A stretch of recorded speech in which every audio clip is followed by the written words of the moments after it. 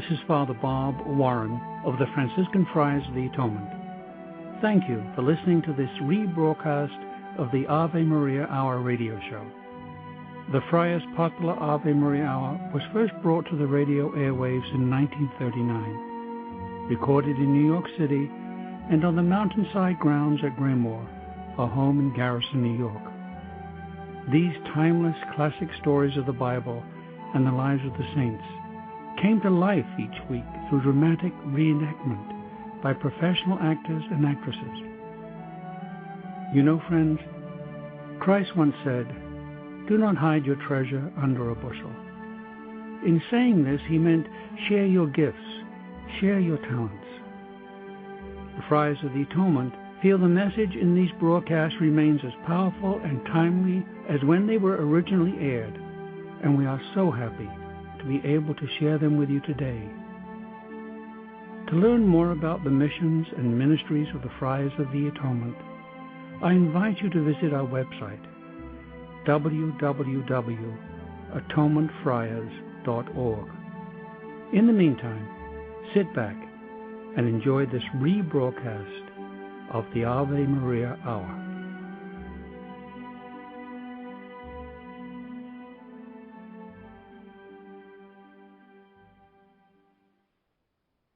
Father Damien.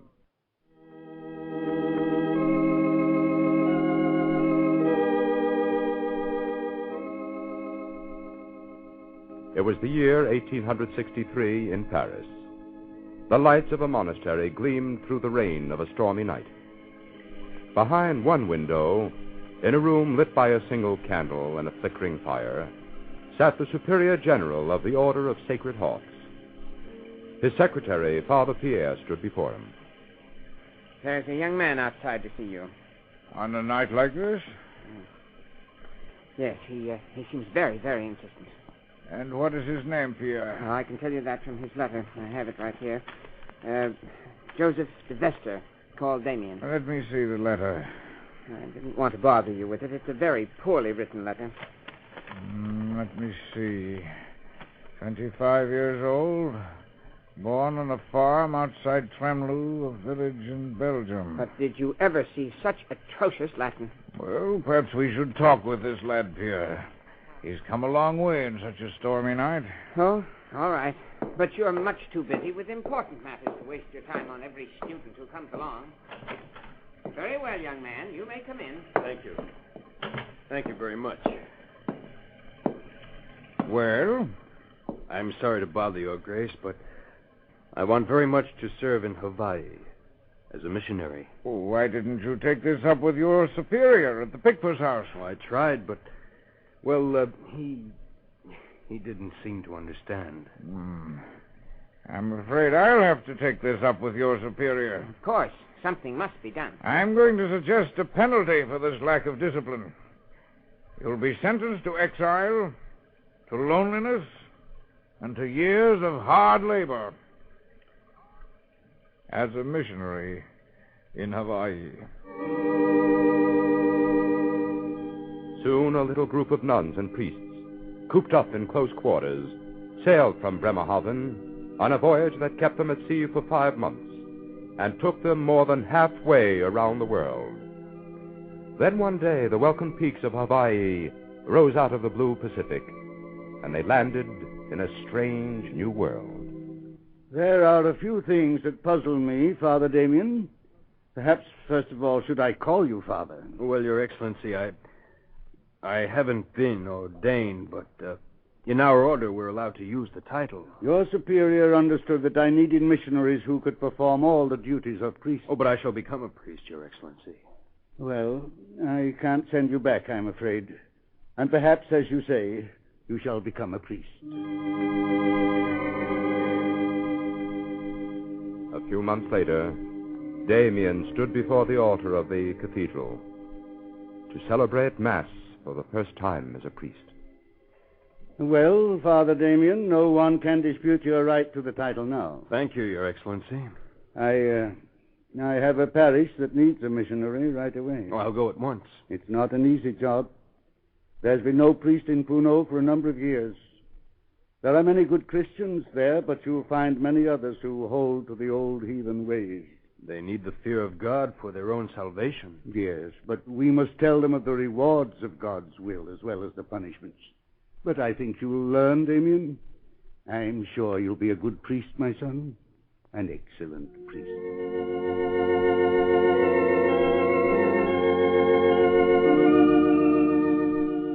Father Damien's parish was a large, remote area of mountains and jungles and steaming craters of smoking volcanoes.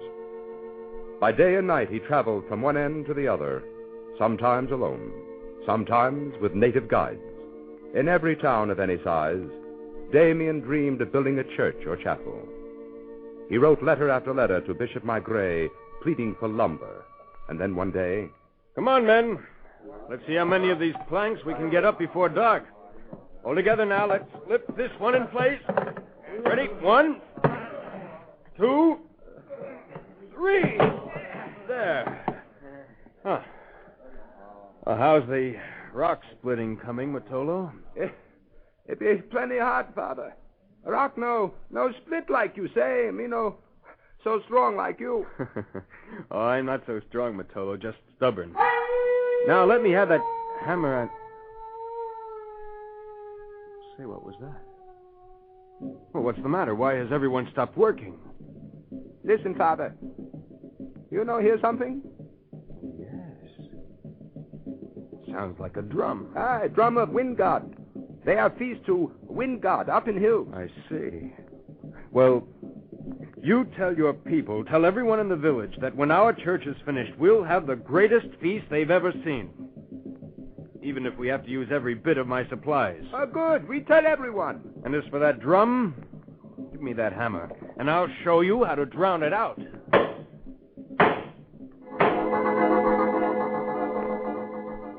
Slowly through the years, Damien built his churches and won the people away from ignorance and superstition. He was happy in his work and in his new home.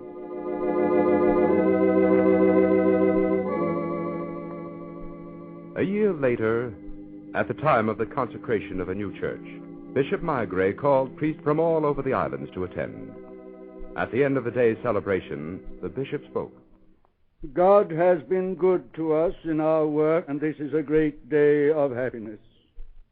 But there is one sorrow in my heart as I think of our island, and that is the sorrow of Molokai and its leper colony. Its pitiful people are as dear to God as any others. I don't know what to say. I can't find words. Your Excellency, I would like to go to Molokai.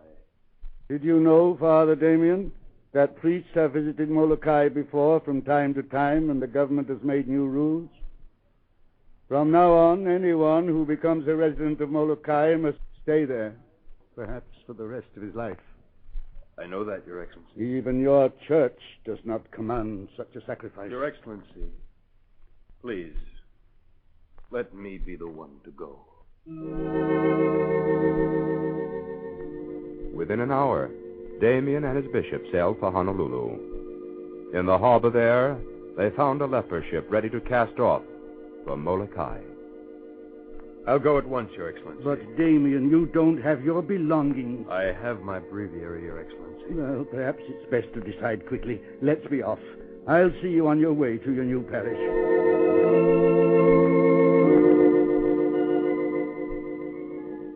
Damien and Bishop Maigret sailed on the ship of despair. Listened to the heartbreaking cries of farewell as the doomed ones on board called out for the last time to loved ones ashore. Then came the silence of misery. One of the passengers aboard was a health official on an inspection trip. So you think you've seen leprosy, do you, Father? Yes, some of the people in my parish were lepers. But I warn you, you've never seen anything like Molokai. Hundreds of them all rotting away. They'd all be better off dead. That's not for their fellow men to say, Lieutenant. It's not as if you could do anything for them. I can bring them the comfort of faith. Even police and soldiers can't do much with lepers. All they have to do is reach out and touch you, and it's worse than facing a man with a gun. Well, how do they keep any kind of order there? Oh, they make one of the lepers a kind of temporary superintendent. But no one lasts long on Molokai. About 3 or 4 years on the average. Well, I expect to be there for a good long time. You're foolish to bother yourself, Father. Better to leave things as they are. The government wants no trouble from the church or from anyone else. I know. As long as the lepers are kept out of sight and it doesn't cost too much, the government will be satisfied. Now, be reasonable, Father. It's always been this way. Why, back in the Middle Ages, as soon as anyone got leprosy, he was declared officially dead. They even read the funeral service. Lepers weren't allowed on the streets. And wherever they went, they had to carry a ratchet to warn people away from them. Yes, that's true, but don't forget the monks established leper homes for them. Yes, and just kept their misery alive for a little longer. I tell you, there's nothing you can do. Perhaps we can. On Molokai? You just wait and see.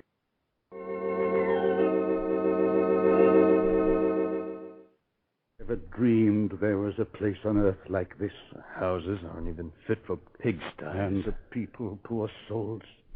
So far gone, they cursed and jeered us. I told you all they want is to be left alone. Damien, I feel weak. I feel faint. Well, you shouldn't have come ashore with me, Your Excellency. You're ill. Come on, we've got to get back to the ship. Go ahead, Your Excellency. Wait.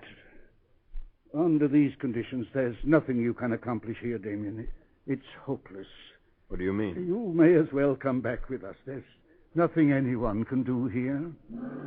We'll have to get aboard in a hurry. The ship's ready to sail. Come along, Damien. Perhaps some other time. Do you command me to go, Your Excellency? Command you? No, but you're free to change your mind. Then I'll stay. I came here to help. We've got to hurry. Now, come on. I'm leaving. There's not even a place for you to stay, Damien. You can't sleep in one of those leper huts. There's a tree on the hill there, Your Excellency. Its branches will give me a roof. I'll find some way to manage. You'll find nothing but a grave, Father. That's all Molokai is, a graveyard. Well, a man finds but one grave. If this is mine, so be it. Well, have it your own way, then. But we've got to go. You'd better hurry, Your Excellency. Very well, my son. Only the will of God could command you to stay here. His will be done. Remember me in your prayers. I'll remember you every day, morning and night. God bless you, Damien.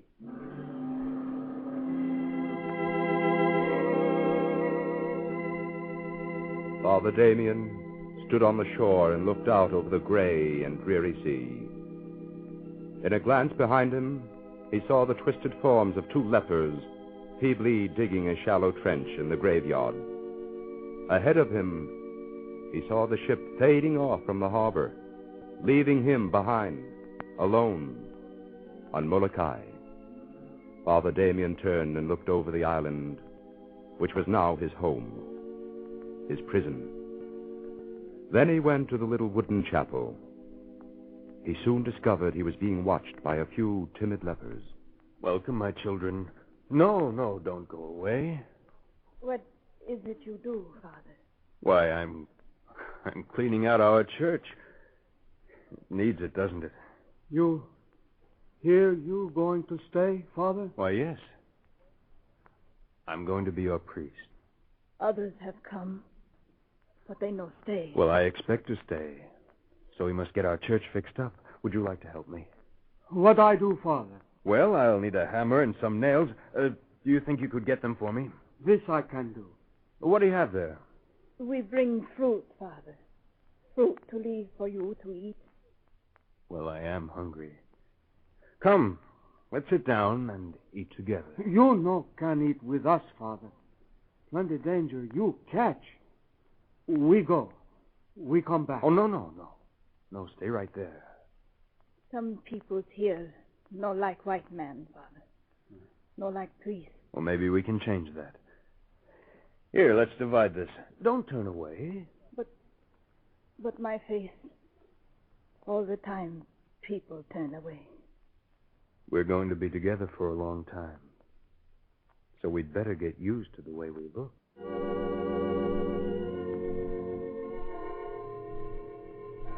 The ringing of the church bells from the little chapel soon became a familiar sound over the island of Molokai. And so did the sound of hammering, as Damien made coffins for the funerals that took place almost daily on Molokai. Since you come, Father, we have flowers in church, prayers to God. It no seems so sad to die in Molokai. No, it should not be sad, Milani. It's the end of all our suffering and misery. It's only going home. Going home. Yes. It is so long since I see my home. Well, let's get to work. Hand me some more boards, Kalea. But, Father, why here you work building coffins? Why you no build house to live in? Oh, there's plenty of time for that, Kalea. I have the place all picked out. Right over there under the hill. Well, that right by graveyard, Father. Must be more better place. No, that's the right place, Kalea. Between the church and the graveyard. I won't have to travel far to be near all my friends.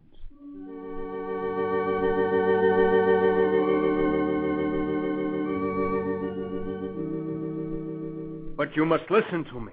We must have lumber. I didn't come all the way back to Honolulu for nothing. Well, Father, if you just make out a report. A report? A written report, then I'll see that it comes to the attention of the proper authority. Very well. If you want a written report, I'll write it here and now. No, you can bring it tomorrow. I can't wait until tomorrow. But, Father, these matters must be handled in an orderly fashion. I'm sorry, sir, but if necessary, I'm prepared to handle this in a disorderly fashion. I've been sent from one clerk to another for days. Your attitude is hardly worthy of your calling, Father. Any other attitude would be unworthy, sir. I trust I won't have to call your conduct to the attention of your bishop. You may do what you like.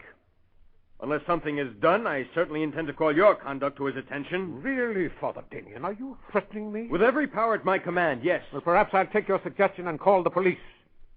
I think you might spare your church the notoriety of a disgraceful scene. My church would be more disgraced if I stood by while you buried my lepers under reports and then pronounced their funeral service with the words, "Come back tomorrow." And if something isn't done, I intend to go to the newspapers with every sordid detail about Molokai. The newspapers? Oh, so it's publicity you want, is it? You know better than that, sir. But I'll use any weapon God gives me. Now, we'd better reach an understanding right now, Father Damien. We permitted you to go to Molokai to look after the spiritual welfare of the people. The rest of it is none of your affair. I tell you, it's every man's affair. You seem to forget, Father Damien. There's a law forbidding anyone from the leper colony to leave its boundaries. You're here against that law. I'm here to serve a higher law than yours, sir. Well, that won't stop me from having you thrown in jail. Now, will you leave my office, or shall I have you put out? Not until you take care of my people. We've got to have lumber to build houses, pipes for a new water supply, and we've got to have food. Beggars. Why don't you grow your own food?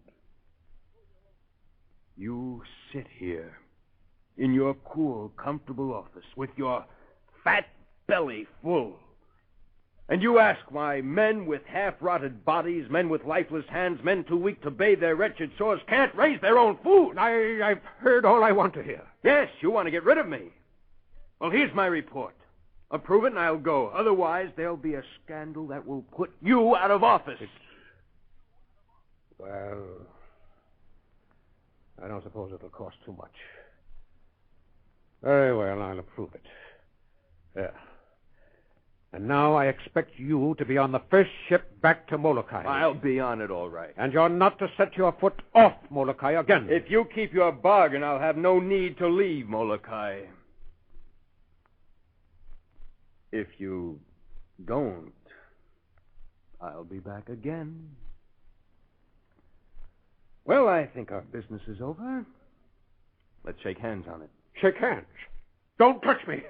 Get back to Molokai! With the necessary supplies furnished at last, Father Damien set to work again with hammer and saw, and he helped to build 300 houses on Molokai with his own hands. Day after day, he visited the sick, held religious services, and buried the dead.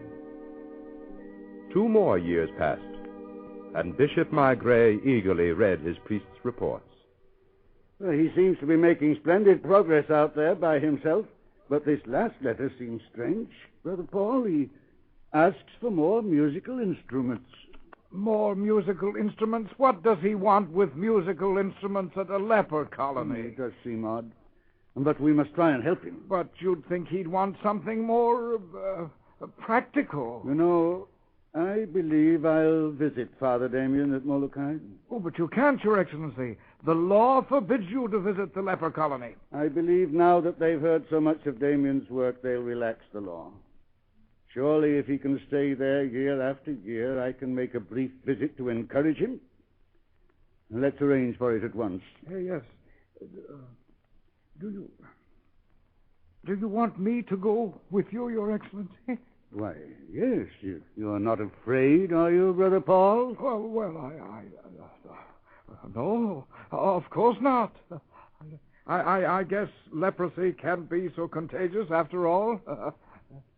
He hasn't caught it yet? Make the arrangements and we'll go as quickly as possible.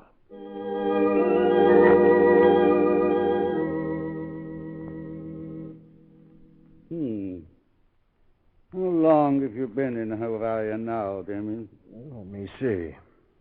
11 years, I believe. 2 years on Molokai. Do you hear from home? Yes, my mother is not so well lately, they tell me. Of course, she's getting along in years. How old is your mother? 71. 71 this year. She's my age, Damien. When you write, give her my greeting. 6 years passed, from 1875 to 1881, and slowly the work of the priest was recognized, until one day the lepers at Molokai received a remarkable visit. Princess Liliuokalani.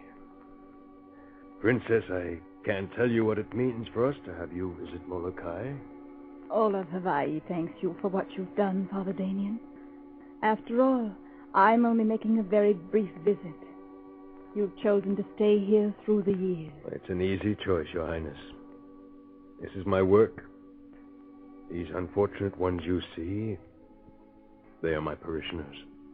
Your parishioners and my people. I know there's no reward you desire, Father, but I ask you to accept the Royal Order of Kalakaua, the highest honor that Hawaii can give you. Thank you, Your Highness. If there's anything else I can do, Father Damien... Perhaps I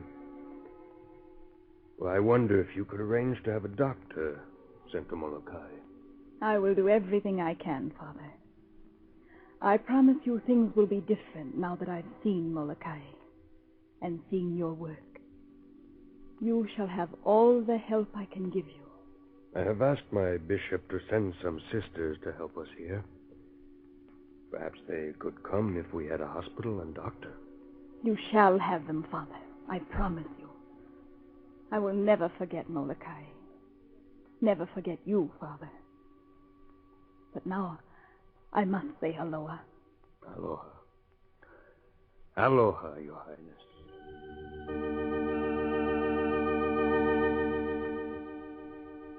It was 3 years before a doctor finally came to stay at the leper colony. As soon as he arrived, he was taken to Damien's cottage. Welcome to Molokai, Doctor. I'm glad to be here, Father Damien. Glad to have a chance to help. I'm sorry I didn't meet you at the boat, Doctor. And, sorry. You'll pardon me if I don't shake hands. Well, yes, of course, You but see, a few weeks ago, I had a little accident. An accident? It was a strange accident. I was shaving one morning, and I spilled some boiling water on my bare feet. Oh. That must have been, very painful? No, Doctor. There was no pain at all.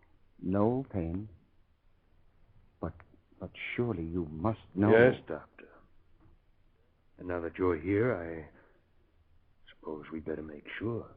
But, Father, there's no need to make sure. That copper color of your skin. Those swellings. I know, Doctor.